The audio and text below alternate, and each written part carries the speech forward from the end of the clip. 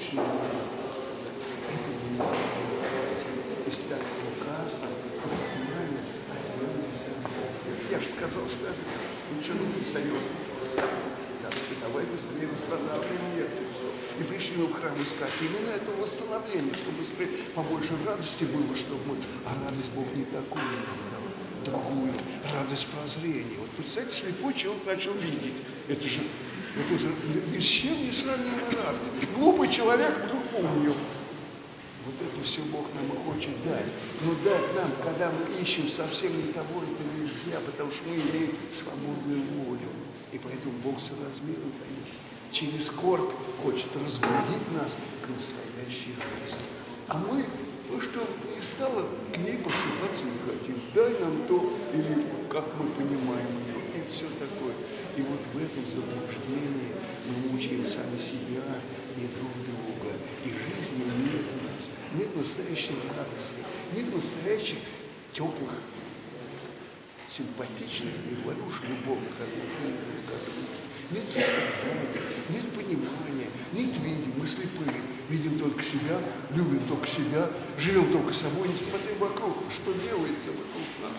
И все это для того, чтобы мы проснулись, а мы вот опять. Богу одни претензии. А если Он чуть-чуть надавит на нас, чтобы мы все-таки проснулись, ропот начинается, досада, и пошло, и поехало. И потом в результате обида. Или ищем виноватых. И все такое. То есть вместо того, чтобы проснуться, чтобы поумнеть, чтобы увидеть, чтобы понять, чтобы смириться, у нас ничего нет. Опять ненасытное желание видимости. Это ничего не обеспечивает. Мы хотим остаться в том, в чем мы привыкли, что мы полюбили, к чему прилипло наше сердце. А это все удивительные вещи. И Бог отдирает от нас скорбями, болезнями, всякими нестроениями. То есть мы не хотим уметь, то есть мы не хотим каяться по-настоящему. Мы лицемерные, фальшивые люди. Мы всегда косили в величие. Мы хотим, мы, умные люди, хотим совместить красивую жизнь цивилизованного человека и православную жертвенную веру. Вот так соединяемся, нифига не получается. И обижаться начинаем. Вот и все. И мы не с этого пути мы сойти никак не хотим. Хотя, изучая историю церкви, историю государства, историю вообще мирового значения, мы видим, что это никогда ни у кого не получалось. А мы все равно хотим. Потому что мы умнее. У них-то не получалось, а у нас-то получится.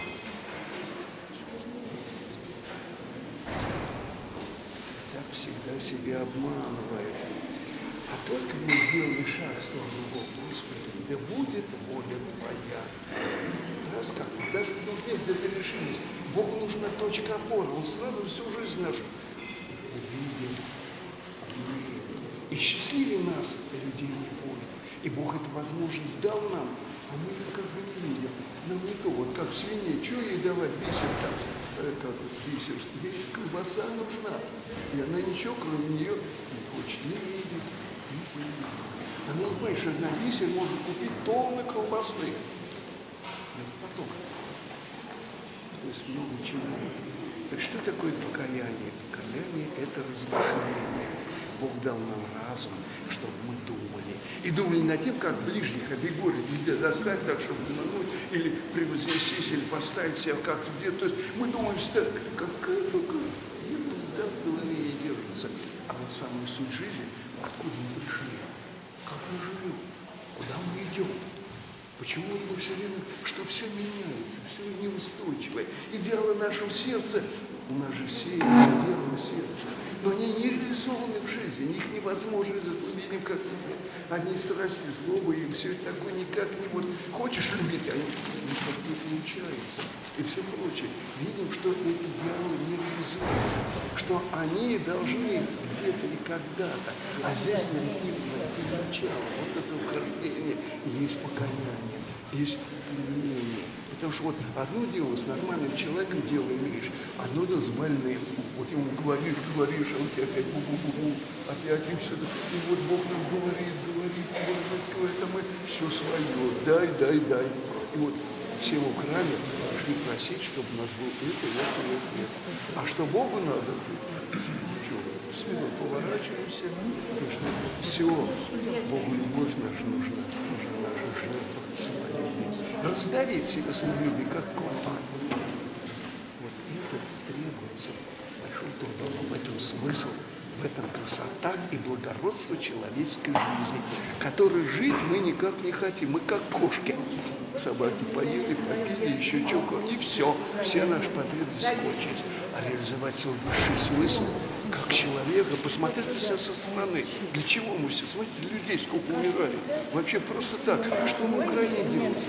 А что у нас делается? Вообще кошмар. Вот это осмыслить. И на этом фоне свою жизнь посмотреть. И тогда, возможно, какие-то перемены. Вот к ним надо готовить свое сердце. А мы только готовим, чтобы откуда нам чего упало, такое, что потом нам съездить в Египет или еще куда-нибудь. Ну, одним словом, чтобы вот так все было, как надо. Нет совершенно понимания. И нежелание это понять есть. Грешное тебе, Господи. Мы любим жить, отправляя все плотские пожелания свои. И любим их расширять, и углублять. Что и делаем, постоянно извращая. И поесть как следует.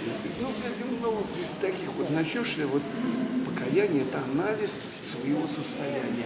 Это процесс самопознания. И когда начинаешь узнавать себя, в такую помойку попадаешь, что быстрее оттуда убегать. Потом нарисуешь себя другого тщеславия. Еще других посуждаешь, чтобы утвердить себя. И начинается то, о чем эти вещи все лежат разборки.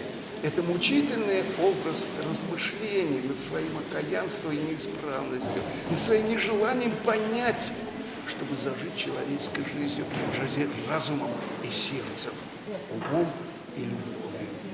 Бог хочет, чтобы мы открыли в себе эти движения души и тем самым благородили свое поведение и стали друг другу приятны и желанны. Вот тогда начинается то, чего мы ищем. Но ищем не так, ищем не так. Заповеди Божии – это дорога к вечности. Иди и все время то одна красота, то другая. Ведь наблюдая за окружающим нас миром, столько дивной красоты и гармонии видишь, а в себе этого не видишь, а в желаниях это есть. И вот когда начинает человек вот эти сопоставлять, анализировать, он начинает умнеть. И начинается настоящий рассвет в его жизни начинается. Вот ночью мы спали, сейчас раз солнышко встает, как красиво, когда встает солнышко, настоящий день. И когда человек кается, живет и поймет, что Бог чем призывает, тогда и закат красивый. Вот он и закат красивый. Вот так и человек.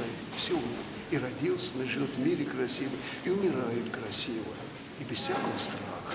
А мы все повязаны страхом, потому что мы своими страстями, глупостями и безумием загнали себя в законы материального мира.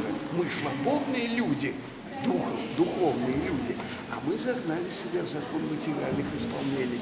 И дух мечется в них, а реализовать себя не может, а только плоть. И получается такая ситуация, что вот мы как будто птицы, а без крыльев. Что такое птица без крыльев? Она все время в опасности, она бегает, ей взлетать надо, а она бегает, ее и кошку съест, и что угодно. И в эти страхи мы не живем. У нас дал Бог крылья духа. Мы должны жить духовной жизнью, а мы живем только поесть, попить, тем, что сорвать, запас. Ну, одним словом, все мы знаем, все понимаем, только ничего не хотим делать. Грешаете перед Богом. Все, Бога хотим использовать в своих пониманиях и целях. Вот чтобы Бог работал на нас, на нашей дуре, как мы хотим. А мы подчиниться Ему в Его воле, в Его заповедях подождет. И начинаем, мало того, что не делаем, мы еще себя и оправдываем, почему мы не делаем. Такие ему аргументы говорит Бог, что ему сказать нечего. А я это не могу. Я не могу рожать ребенка, потому что у меня квартиры нет. Богу, представляю, необходимость квартиру дать, чтобы он ребенка родил. Так, Ну и много таких вот смешных вещей. Смешные, но не злые и постоянные. Я вот это не делал потому, что вот если был бы у меня муж или была бы у меня жена, я бы вот, ну и даже другой друг, всякие такие вещи, или мне работа нужна. И вот такой метод осаждаем, уничижая свой человеческий образ, свой разум и душевный план. И так во всем, и так всегда. Хитрим, пиляем, лицемерим, фальшивим, лжем, мучаем себя и близких своих. И главное, не живем человеческой жизнью. То есть радость, настоящая радость не посещает наше сердце, потому что мы не настоящие люди, а только изображаем.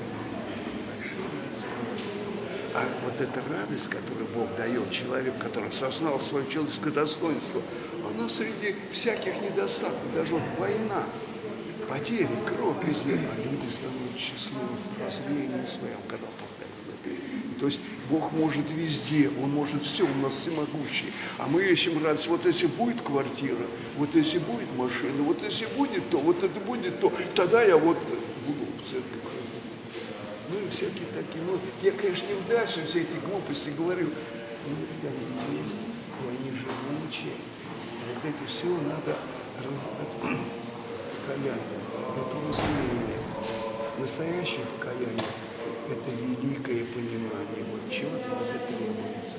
Господу помолимся, Господи Боже, спасение рабов Твоих, милость, ищение и долготерпение, вся наших злобах, и не хотя смерти грешных.